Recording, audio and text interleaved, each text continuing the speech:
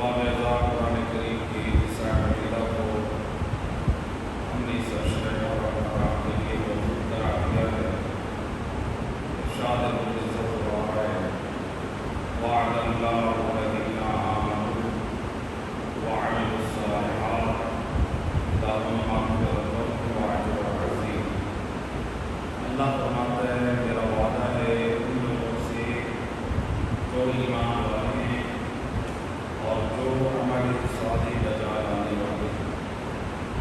اللہ ان لوگوں سے وعدہ کرتا ہے، اے اللہ جو تو وعدہ کر رہا ہے وہ وعدہ کس بات ہے؟ فرمایا لہم مغفرۃ واجر عظیم، میں اللہ بخشنے والا اس کو معاف بھی کر دوں گا اور اپنے خزانہ عطا سے اجر عظیم بھی عطا کروں گا۔ سبحان اللہ۔ لیکن اللہ نے جو اپنی مغفرت اور اجر عظیم کا جو وعدہ کیا ہے، پہلے اللہ نے شرط بیان کی ہے کہ پہلے دو چیزیں تمہارے اندر، ایک کا نام ہے ایمان اور دوسرے کا نام ہے عمل صالح۔ تو وہ اللہ فرما رہا ہے ایمان اور عمل صالح کے ساتھ تم آئے تو پھر میں اللہ معاف بھی کروں گا اور اجر عظیم بھی عطا کروں گا۔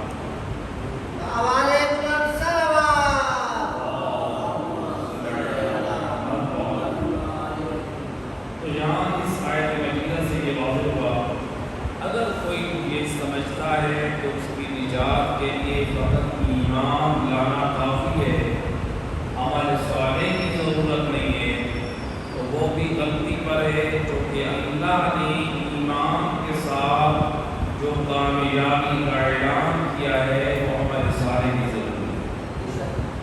اور اگر کوئی شخص یہ سمجھتا ہے کہ صرف عمل صالح کو انجام دیتا رہوں اور میری نجات کے لیے کافی ہے، عمل صالح تب تک عمل صالح ہو نہیں سکتا جب تک ایمان کا نور نہ ہو۔ عمل صالح کی توفیق نہیں مل سکتی، اس لیے ہمارے فقہاء میں سے آیت اللہ محمد کی باجر رحمۃ اللہ علیہ ان کا یہ بہترین جملہ تھا، فرماتے تھے کہ یہ معرفت الہی اعمال صالح کی توفیق حاصل نہیں ہو سکتی اس شخص کو جس دل میں نور معرفت الہی نہ ہو۔ فرماتے تھے کہ جب تک عقیدہ توحید صحیح نہیں ہے اس وقت تک جو کہ اسلام اور دین کی بنیاد ہے توحید، اگر وہ صحیح نہیں ہے تو پھر آپ کو توفیق کے مقابلات توفیق کے اعمال بھی حاصل نہیں ہو سکتے۔ صلوات پڑھتے ہیں محمد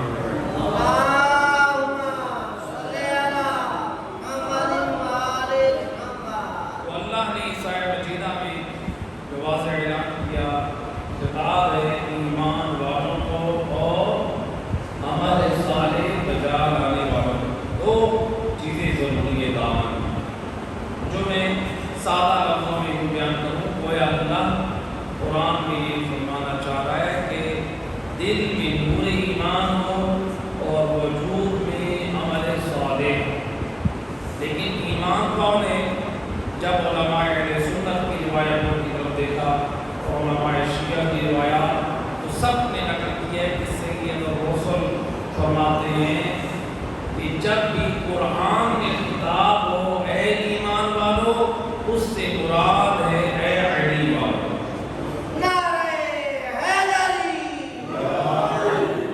تو گویا ایمان والوں سے مراد قرآن میں کون ہے؟ علی والے ہیں۔ اس لیے میں کہا کرتا ہوں کہ علی والا تو خوش نصیب ہے، اللہ تیری مغفرت کی ضمانت دے رہا ہے، اللہ تجھے اجر عظیم کی ضمانت دے رہا ہے، بس شرط یہ ہے تیرے دل میں نور ولایت ہے۔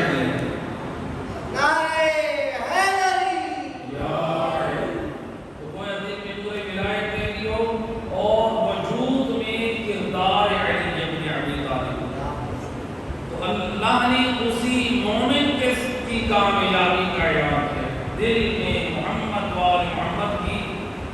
عظمت ہو اور وجود میں ان کا کردار ہو۔ یکم محرم الحرام چونکہ یہ پہلا دن تقاضا کرتا ہے اور علماء بزرگ کی ایک روش بھی ہے، بزرگان دین، اور آپ بخوبی جانتے ہیں کہ دنیا جہاں میں محرم کے آغاز سے پہلے ہی عزاداری سید الشہداء کے حوالے سے اعتراضات کھڑے ہو جاتے ہیں۔ تو جن میں سے پہلا اعتراض یہ ہوتا ہے کہ آپ یہ اہل بیت رسول پر گریہ کیوں کرتے ہیں؟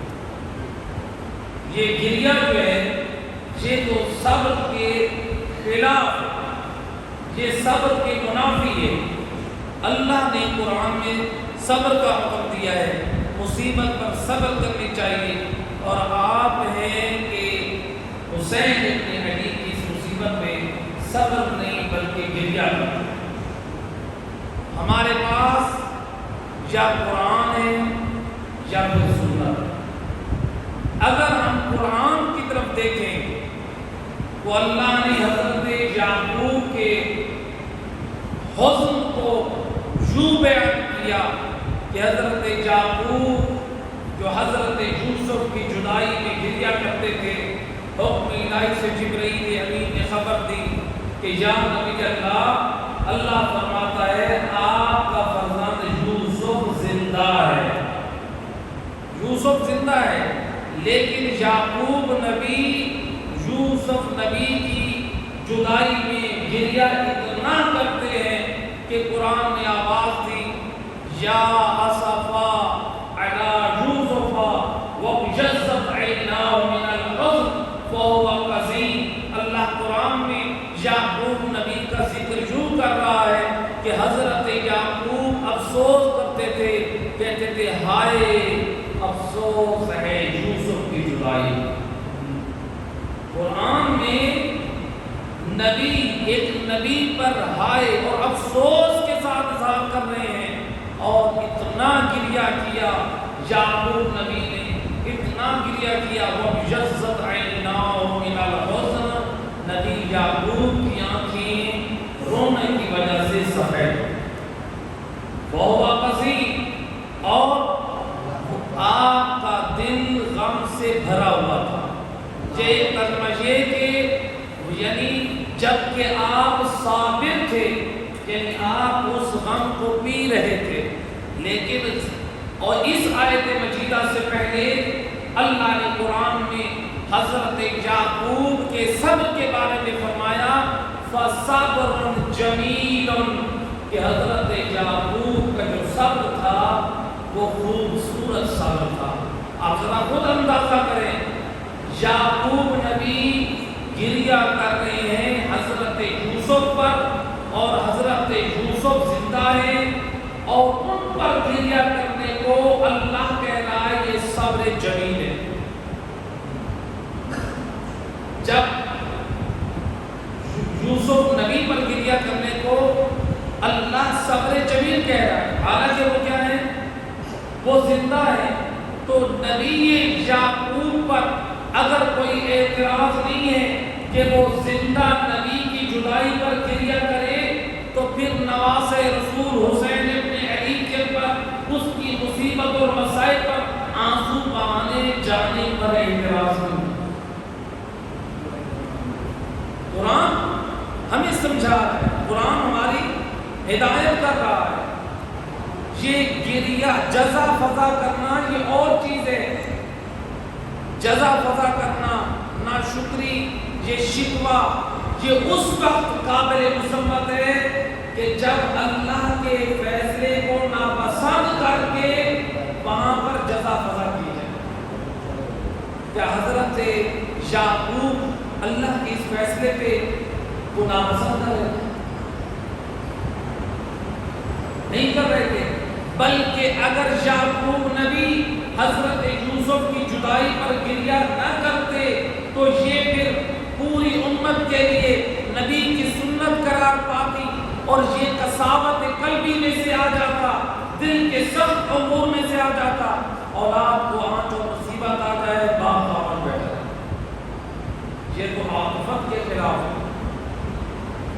یہ مزاج فطرت کے خلاف ہے کہ نبی یعقوب اولاد کے غم میں، اولاد کی جدائی میں گریہ نہ کرے. تو لہذا حضرت یعقوب نے جو گریہ کیا ہے وہ اگر حضرت یعقوب حضرت یوسف کی جدائی میں گریہ نہ کرتے تو حضرت یوسف کے حق میں بھی توہین لازم آتی اور کساوت قلبی بھی بنتی. تو لہذا قرآن نے جب آواز دے دی اور ادھر یہ قرآن کی آیت مجیدہ اور ادھر سیاہ سدہ علماء اہل سنت کی کتابیں، میں پوری ذمہ داری سے بات نقل کر رہا ہوں، جا کر دیکھیں دنیا اسلام سیاہ سدہ کی روایات ہیں کہ جب 4 ہجری میں امام حسین ابن علی کی ولادت باسعادت ہوئی تو اس وقت جبرائیل امین ملائکہ کا لشکر لے کر آئے سید الرسل کی خدمت میں کہ یا رسول اللہ خلاق دو عالم درود و سلام کے بعد آپ کی خدمت میں مبارکبادی پیش کرتا ہے اور اس کے بعد کہا یا نبی اللہ، اللہ تعزیت بھی پیش کر رہا ہے کہ آپ کی اسی فرزند کو کربلا میں پیاسا شہید کیا جائے. امام حسین ابن علی کی خوشی کی خبر بھی ملی اور شہادت کی خبر بھی ملی.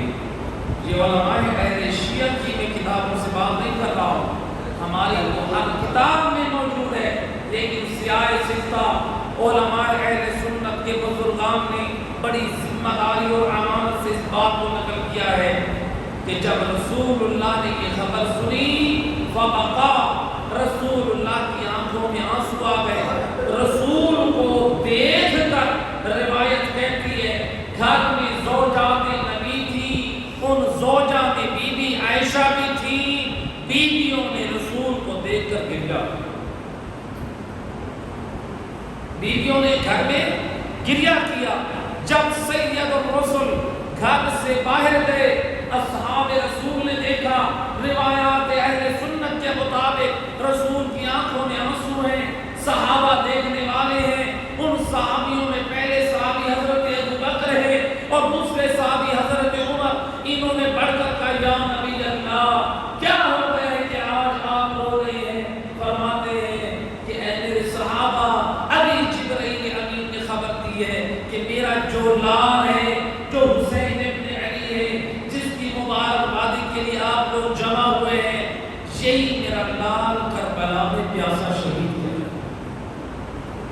روایت کہتی ہے رسول گریہ کر رہے ہیں، رسول کے گریہ سے اصحاب نے بھی گریہ. اب جب سیاہ سدہ کی روایت ہے رسول اللہ حسین ابن علی کی ولادت کے وقت گریہ کر رہے ہیں، رسول کے گریہ سے زوجات نے گریہ کیا، رسول کے گریہ سے اصحاب نے گریہ کیا. اگر حسین ابن علی کی مظلومیت پر گریہ کرنا غلط شمار کرتے ہیں تو پھر رسول اللہ کے عمل کے بارے میں کیا کہیں؟ پھر زوجات نبی کے بارے میں کیا حکم بیان کریں گے؟ پھر اصحاب نبی کے بارے میں کیا فرمائیں گے؟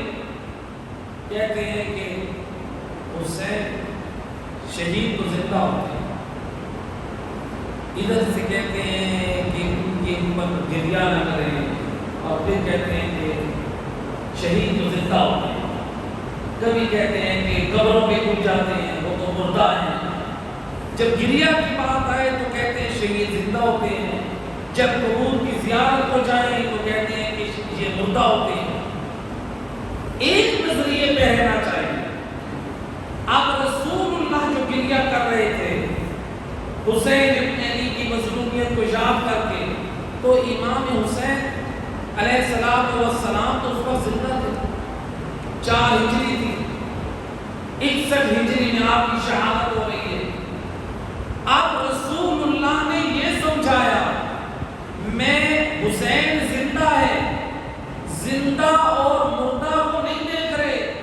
رسول اللہ یہ بتا رہے ہیں حسین کی مظلومیت پہ گریہ کرنا یہ سنت نبی ہے.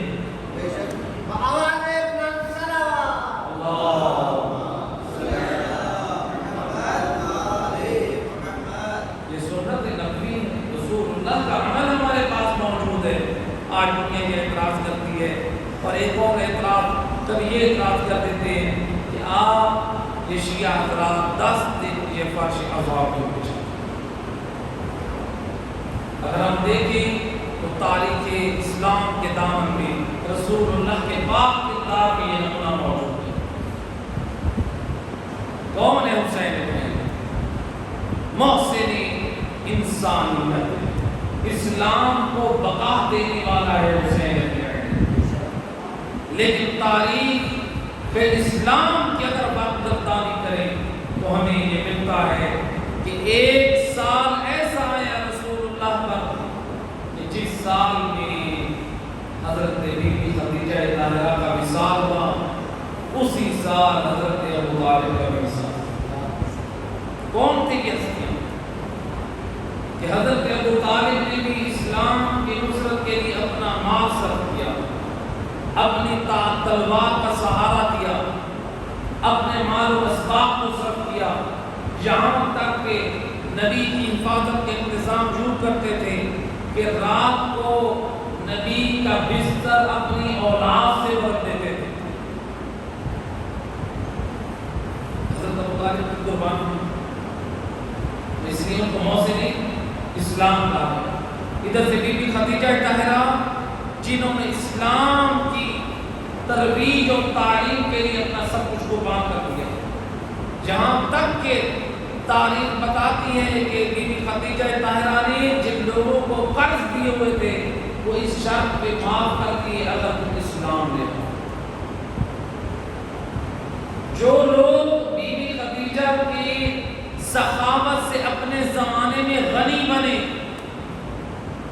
اپنے زمانے میں مالدار بنے، بی بی خدیجہ طاہرہ ملیکۃ العرب، عرب کی شہزادی، کہ ملتا ہے کہ بی بی کی جب اپنی شاہی کا زمانہ تھا، سونے کی تاروں سے بنا ہوا لباس بی بی جب زیب تن کرتی تھی تو جب وہ اتارتی تھی تو وہ اپنی کسی کنیز کو دے دیتی تھی، وہ لباس دوسری مرتبہ نہ پہنتی تھی۔ اتنا اس وقت بی بی کے پاس مال اور سفر، بی بی کے پاس اتنا مال تھا کہ بی بی کا جو گودام تھا جس میں ہزاروں کی تعداد میں اونٹ بیٹھتے تھے، اور وہ اونٹ اس گودام کے مال کے سائے میں آرام کرتے تھے۔ اب یہ سارا بی بی کا مال تھا، سید الرسول کو پیش کیا۔ یہ نہیں کہ یا رسول اللہ میں آپ پر احسان کر رہی ہوں، اے رسول اللہ آپ قبول کریں گے، میرے لیے فخر اور ذخیرہ آخرت ہے۔ اسلام کی ترویج اور تعلیم کے لیے گویا بی بی خدیجہ طاہرہ نے اپنے کردار سے یہ بتا دیا کہ دیکھو جب بھی ترویج اسلام کے لیے تمہیں ضرورت پڑے تمہاری، تم اپنا مال صرف کرو۔ اگر تمہارے وقت کی ضرورت ہو تو وقت دو، اگر تمہاری اولاد کی ضرورت پڑے تو اپنی اولاد دو۔ بی بی خدیجہ طاہرہ یہ محسن اسلام، لیکن ان دو محسنان اسلام کی جو وفات کا جو سال تھا رسول اللہ پر اس قدر بھاری تھا کہ آپ نے لسان وحی سے لوگوں میں یہ حکم دیا، آپ نے فرمایا یہ سال عام الحزن، یہ سال غم کا سال۔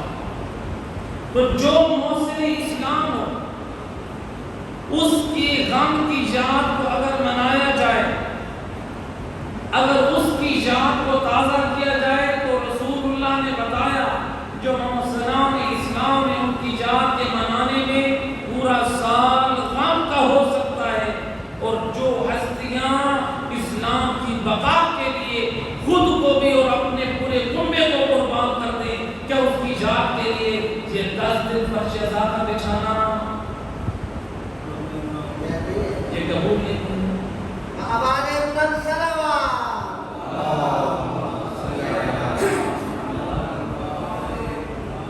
تو لہذا یہ فرش عزا یہ وہ عظیم یہ عنایت ہے کربلا والوں کی کہ آج اسی فرش عزا کے صدقے میں ہم اپنی جوانوں کی اپنی نسلوں کی تربیت کر سکتے ہیں۔ ایک جگہ پہ ایک صاحب کہنے لگے ان مجالس اعضاء میں تربیتی، اصلاحی، اخلاقی ان چیزوں کی بحث کی، گفتگو کی ضرورت نہیں ہے۔ افسوس کا مقام ہے اگر ہماری ان مجالس اعضاء میں، اگر ہماری ان محافل حسین ابن علی میں اگر تربیت کی، اصلاح کی، عقائد کی، اعمال صالح کی اگر اس کی ضرورت نہیں ہے تو پھر یاد رکھیں کائنات میں کوئی ایسی یونیورسٹی نہیں ہے، کوئی ایسی درسگاہ نہیں ہے جہاں پر ہماری نسلوں کی تربیت ہو سکے۔ ہمارے جوانوں کی اگر تربیت ہو سکتی ہے تو انہی مجالس سے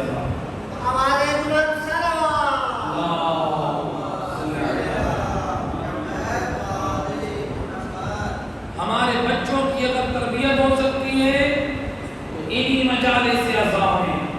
تو لہذا اپنے جوانوں کو، اپنے بچوں کو ہمیں رغبت اور شوق دلانا چاہیے، اور یہ ذمہ داری بنتی ہے کہ ان مجالس اعضاء میں شرکت کریں کہ جو آنے والے خود بھی علم و عمل کرتے ہو، تاکہ جو بیٹھنے والے سامنے ہیں ہمارے بچوں اور ہمارے جوانوں کی علوم عالی محمد اور قرآن کی روشنی میں ان کی تربیت کر سکیں۔ یہ ضروری ہے۔ آج امر بالمعروف نہی عن المنکر یہ صرف علماء کا فرض نہیں ہے، بلکہ یہ ہم سب پر واجب ہے، یہ ہم سب کا فریضہ ہے۔ آیت اللہ سیستانی فرماتے ہیں کہ امر بالمعروف نہی عن المنکر یہ صرف علماء کے ساتھ مخصوص نہیں ہے، بلکہ معاشرے کا ہر وہ فرد جس کے لیے وہ شرائط پوری ہو رہی ہیں، چاہے وہ ڈاکٹر ہو، چاہے وہ انجینئر ہو، چاہے وہ دکان والا ہو، چاہے وہ ریڈی اور ٹھیلا لگانے والا ہو، وہ کسی بھی شعبے سے تعلق رکھتا ہو، آقا سلطانی فرماتے ہیں اگر دین کا حکم دینے اور حرام کے روکنے سے شرائط پوری ہو رہی ہیں، امر بالمعروف اور نہی عن المنکر کرنا واجب ہے۔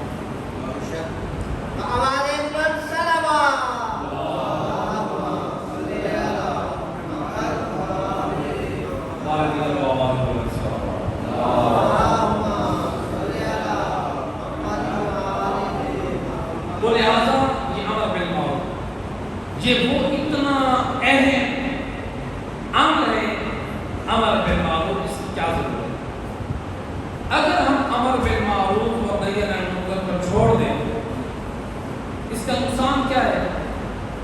لوگ گناہوں میں بڑھتے جائیں گے، ان کی جرأت بڑھتی جائے گی، اور اگر ہم امر بالمعروف اور نہی عن المنکر کرتے رہیں اس کا فائدہ کم سے کم یہ ہے کہ معاشرے میں برائی برائی رہے گی اور نیکی نیکی رہے گی۔ اگر ہم برائی کہنا چھوڑ دیں یہ برائی ہے، فلاں برائی ہے، فلاں برائی ہے، لوگ تو اور بڑھ چڑھ کر برائیاں کریں گے، لیکن بعض کو کہتے ہیں کہ لوگ رکتے نہیں، ہم کہتے ہیں کہ یہ حرام ہے، یہ فلاں حرام ہے، یہ ناجائز کام ہے، لوگ نہیں رکتے۔ اگر نہیں رکتے یہ تو فائدہ ہو رہا ہے، وہ کر بھی رہے ہیں اور ڈر بھی رہے ہیں یہ برائی انجام دیں گے، اور اگر ہم یہ امر بالمعروف چھوڑ دیں جرأت بڑھ جائے گی، وہ اور گناہ اور معصیت کی طرف چلے جائیں گے۔ امام فرماتے بنی اسرائیل کا زمانہ تھا، ایک نبی کی قوم جو 1,00,000 پر مشتمل تھی۔ امام فرماتے ہیں 40,000 وہ قوم کے افراد فاسق اور فاجر بے دین تھے، نہ اللہ کے دین پر عمل کرتے تھے، نہ نبی کی پیروی اور اتباع کرتے تھے، نہ نبی کی سنت اور احکام پہ عمل کرتے تھے، بلکہ اللہ کے دین کا مذاق اڑاتے تھے۔ 40,000 لوگ جو تھے وہ کتاب اور سنت پر عمل کرنے والے تھے۔ جب عذاب الہی آیا تو ان 40,000 کے ساتھ وہ 60,000 وہ بھی عذاب الہی کی لپیٹ میں آئے۔ پوچھا گیا یا رسول اللہ وہ کیوں؟ وہ تو دیکھو کا عبادت گزار سجدہ ادا کرنے والے وہ کیوں؟ امام فرماتے اس لیے وہ عبادت تو کرتے تھے لیکن معاشرے میں امر بالمعروف اور نہی عن المنکر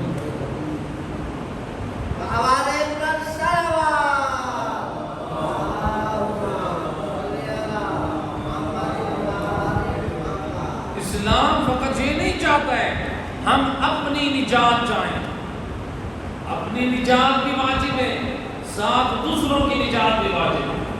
اللہ قرآن میں واضح کہہ رہا ہے یا ایھا الذین آمنوا قوا انفسکم واہلیکم نارا، اے ایمان والو خود کو اور اپنے خاندان والوں کو جہنم کی آگ سے بچاؤ۔ یہ نہیں کہا خود کو بچاؤ، خود نمازی بن جاؤ، خود روزے دار بن جاؤ، خود حاجی بن جاؤ، خود دین پر عمل نہیں، بلکہ اپنی اولاد کو بھی، اپنے خاندان والوں کو۔ دیکھیں اس کی چھوٹی سی مثال، اگر خاندان کا کوئی بچہ ہو، اگر کوئی کاروبار میں یا کسی کام میں وہ اپنا پیسہ انویسٹ کرتا ہے، 1 مرتبہ 2 مرتبہ 3 مرتبہ، اس کو نقصان ہو رہا ہے نہ سمجھی کی وجہ سے، جو خاندان کے بڑے ہوتے ہیں جاتے ہیں کیا کہتے ہیں، سمجھداری سے کام سمجھاتے ہیں کہ کیوں گھاٹوں میں آ رہے ہیں، کیوں اپنا نقصان کر رہے ہیں۔ تو یعنی اگر کوئی مالی طور پر کسی کو شکست ملے تو خاندان کے بڑے جا کر سمجھاتے ہیں کہ تاکہ اس جوان اس بچے کو نقصان سے باہر نکالا جائے۔ میرے دوست، یہ مالی نقصان اس کا جبران تو ہو جائے گا، لیکن جو اخروی نقصان ہے، جو ایمان اور عمل صالح کا نقصان ہے، کبھی ہم اس میں بھی فکر کی ہے کہ ہمارے خاندانوں میں، ہمارے جوانوں میں، ہمارے بچوں میں اگر کوئی بے نمازی ہے تو جا کے گھر میں یہ سمجھائیں کہ نماز کرو، وہ اسلام سے وہ زیادہ اہم ہے۔ کبھی جا کر ہم نے خاندانوں میں یہ بھی سمجھایا کہ روزہ واجب ہے، کبھی ہم نے جا کر یہ سمجھایا کہ داڑھی رکھنا واجب ہے، کبھی ہم نے خاندانوں میں جا کر یہ بتایا کہ پردہ واجب ہے، کبھی ہم نے خاندان میں جا کر یہ بتایا کہ خمس و زکوٰۃ کی پابندی واجب ہے۔ میرا اور آپ کا کام ہے دین کا پیغام پہنچا دینا، ان سے منوانا نہیں ہے۔ رسول اللہ نے بھی اپنے سگے چچا پر اسلام کو پہنچایا تھا، لیکن اس نے بھی اسلام کو قبول نہ کیا۔ رسول نے بتا دیا خاندانوں میں دین اور اسلام پہنچا دو، اگر نہ مانیں گے تو وہ مجرم ٹھہریں گے، تم اللہ کی بارگاہ میں ضرور رہے۔ رسول کی سیرت موجود، ابو لہب رسول اللہ کا چچا تھا، اس کی مذمت میں پوری سورت نازل ہو گئی، اسلام کا دشمن بن گیا، اس کی زوجہ بھی دشمن رسول بن گئی۔ لہذا رسول اللہ نے سمجھایا آپ اپنا پیغام حق پہنچاتے رہیں، آپ سستی نہ کریں، اگر وہ نہیں مانگتے وہ مجرم ہیں۔ یہاں پر آغا سستانی کا ایک مسئلہ، آغا سستانی فرماتے ہیں کہ اگر آپ کو یہ یقین ہے کہ کسی کام کے کہنے پر مثلا آپ 20 مرتبہ تاکید کریں گے تو تب جا کے وہ 21ویں مرتبہ اس کے اوپر عمل کرے گا۔ مثلا آپ نے کسی کام کے بارے میں 20 مرتبہ اس کو تاکید کی، تب جا کے وہ عمل کرے گا۔ مثال کے طور پہ آپ نے نماز کا سمجھایا 1 مرتبہ 2 مرتبہ، آپ کو یقین ہے جب میں 20 مرتبہ یا 15 مرتبہ یہ اتنا تکرار کروں گا کہ اس کو حیا آ جائے گی، یہ نمازی بن جائے گا۔ آغا سستانی فرماتے ہیں واجب ہے اتنی مرتبہ یہ امر بالمعروف نہی عن المنکر کرتے رہیں تاکہ وہ مومن دین آل محمد پہ آ جائے۔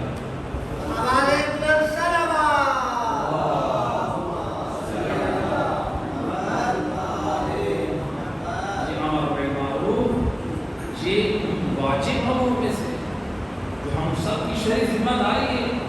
یہ نہ دیکھیں کہ خاندان کے لوگ نہیں مانتے، نہ مانیں، آپ ہر محفل میں کوئی داڑھی بنواتے ہیں، آپ ہر محفل میں اتنا تو کہہ سکتے ہیں آپ کو داڑھی رکھنا، اتنا تو کہہ سکتے ہیں، اتنی تو ہم جرات کر سکتے ہیں۔ اب تو نماز شروع کر دیں، اب تو آپ قرآن پڑھنا شروع کر دیں، اب تو آپ فلاں کام کرنا شروع کر دیں۔ یہ ہمارے اندر امر بالمعروف نہی عن المنکر، اگر ہم اس کو ترک کریں گے، اگر ہم یہ سمجھیں ہماری نجات اس میں ہے، اگر ہم اپنی عزت و نفس کے بارے میں فکر کرتے رہے، اگر میں نے امر بالمعروف نہی عن المنکر کیا، اگر میں نے خاندان والوں میں، رشتہ داروں میں، اگر لوگوں میں میں نے اصلاح کی بات کی، میری عزت ختم ہو جائے گی، میری آبرو ختم ہو جائے گی، میرا رتبہ ختم ہو جائے گا۔ یاد رکھ میرے دوست، اگر تم معاشرے میں، لوگوں میں، رشتہ داروں میں اپنی عزت کے ڈر سے اللہ کے دین کا حکم نہیں پہنچا رہا، تو اللہ کا بھی مجرم ہے، تو رسول اللہ کا بھی مجرم ہے، اور آل محمد کا بھی مجرم ہے۔ روایت کہتی ہے رسول خدا صلی اللہ علیہ وآلہ وسلم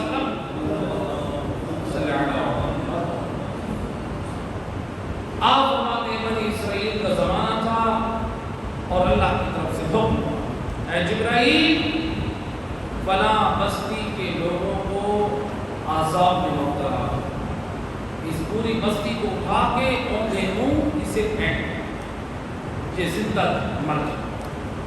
حضرت جبرائیل امین کہتے ہیں یا نبی اللہ، یا اے اللہ، اللہ سے سوال، اے بار الہ، کیا اس بستی میں وہ جو ایک عابد ہے، عبادت گزار ہے، اس کو تو چھوڑ دوں؟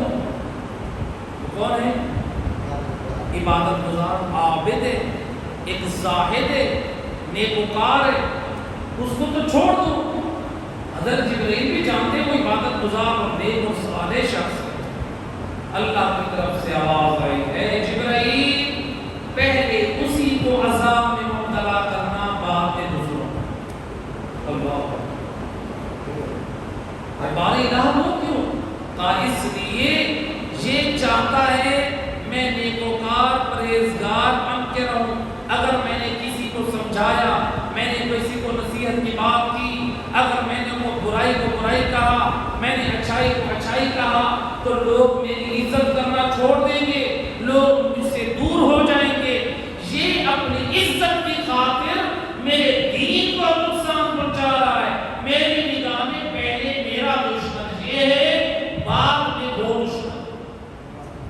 نعرہ تکبیر، اللہ اکبر، نعرہ رسالت، نعرہ حیدری، آواز بلند صلوات۔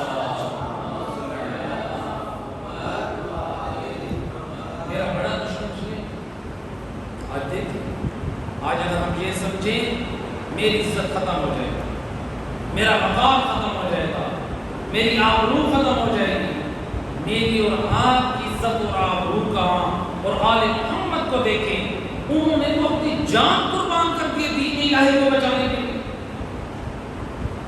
آج ہمارے اندر حق کی آواز، امام حسین، یہ ہم سمجھتے ہیں امام حسین حق کی آواز بلند کی، یہ آپ سب کا ایمان ہے کہ نہیں؟ جب امام حسین نے حق کی آواز بلند کی تھی تو امام شہید ہو گئے ہیں، تو وہ امام یہ بات سنت دے کر رہے ہیں، گھبراؤ نہیں، حق کی آواز کو بلند کرو۔ اگر آپ نے حق کی آواز کو بلند نہ کیا تو معاشرے میں گمراہی اور بدعات پھیل جائیں گی۔ یہ فقط علماء کی ذمہ داری نہیں ہے، لیکن اسلوب کے ساتھ، حکمت کے ساتھ، اس انداز سے جیسے سید الرسول نے مشرکین کو بھی دعوت دی، منافقین کو بھی دعوت دی، حق کی آواز کو بلند کریں۔ اگر ہم اپنی ذات کی، ہم اپنی عزت و آبرو کی فکر کرتے رہے، دین کا نقصان، اور ہم مجرم ہیں۔ ایک صلوات پڑھتے ہیں محمد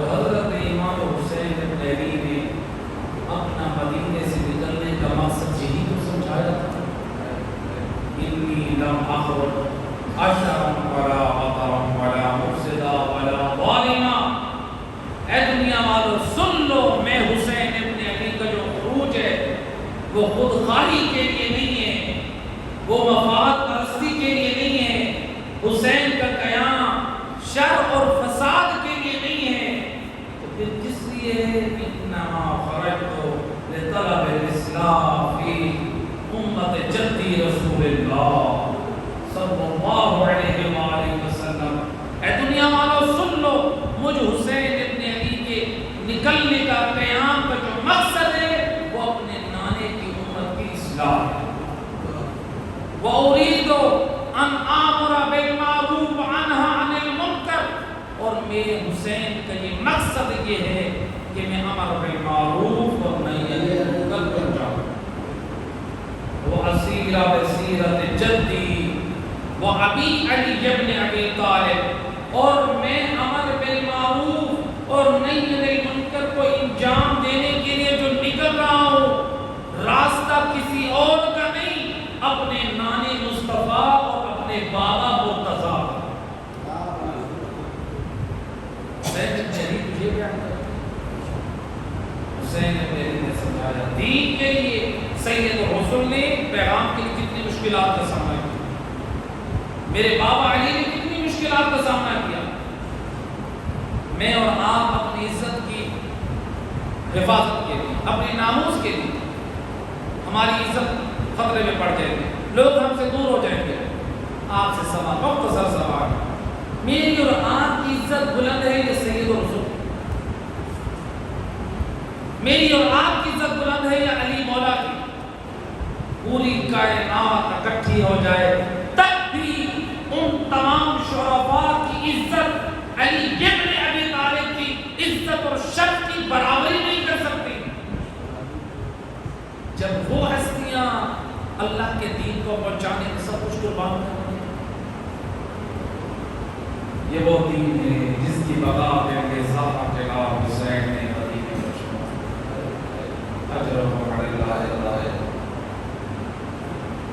جب 27ویں رجب تھی دربار میں ولید کے دربار میں بیعت کا مطالبہ کیا، لیکن نواز رسول جانتے ہیں اگر آج میں نواز رسول نے ایک فاسق، ایک فاجر اور ایک بے دین کی بیعت کر لی، قیامت تک کے لیے امت گمراہی میں چلی جائے گی.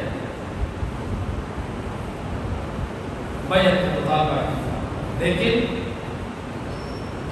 یہ کیسے ہو سکتا ہے؟ حسین ایک فاسق اور فاجر کی بیعت ہے، عصمت کا رتبہ اپنے مقام سے ہٹ جائے گا. جب 28 کی رات آئی روایت کہتی ہے پھر یہ کہا گیا بیعت کے لیے بندے بھیجے گئے.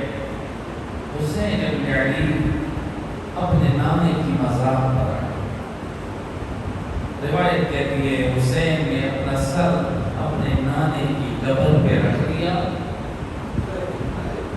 روتی آنکھوں سے فرماتے ہیں السلام علیکہ یا رسول اللہ. اے نانا رسول خدا، حسین کا سلام. شاید حسین نانے کو آخری سلام کرتے ہیں. نانا حسین کا آخری سلام. اب مدینے میں حالات وہ نہیں ہیں جن گلیوں میں تو مجھے کاندھے پہ سوار کرا کے پھراتا تھا. نانا آج مدینہ چھوڑنے پہ مجبور. روایت کہتی ہے خواب کے عالم میں دیکھا مولا حسین نے سید الرسول کی دائیں طرف بھی ملائکہ ہے، بائیں طرف بھی ملائکہ ہے. سید الرسول نے اپنے نواسے کا استقبال اپنے سینے سے سینہ لگایا. یا حسین کی پیشانی کا بوسہ دیا. یا حسین ابن علی رو کے کہتے ہیں اے نانا اب مجھے اپنی قبر میں بلا لیجیے. لیکن زہرا کا لال کیا چاہتا تھا؟ ادھر سے سید الرسول کیا فرماتے ہیں حبیبی یا حسین، او میرا حبیب حسین، او میرے حبیب حسین، ابھی تجھے پلٹنا ہے، تجھے تو کربلا میں ذبح کیا جائے گا اور تجھے پیاسا شہید کیا جائے گا. امام نے ایک جملہ رسول اللہ نے ایک جملہ فرمایا حبیبی یا حسین، او میرے حبیب حسین، تیرا باپ علی، تیری ماں زہرا، تیرا بھائی حسن میرے پاس آ چکے ہیں اور ہم سب تیرے مشتاق ہیں اور تیرا انتظار کر رہے ہیں.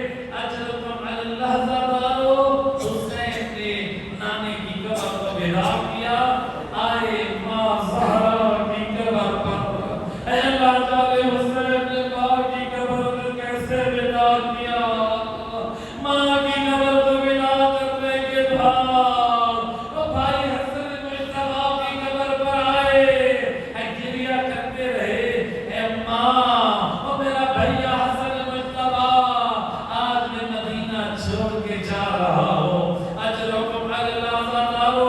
حسین جب گھر میں آئے، مخدرات عصمت کو جب خبر ملی تو کوئی بیوی بے ہوش ہو کے گر پڑی، اب بیویوں میں کام برپا ہوا، آج برداشت نہ ہوا، قافلہ تیار ہو جائے۔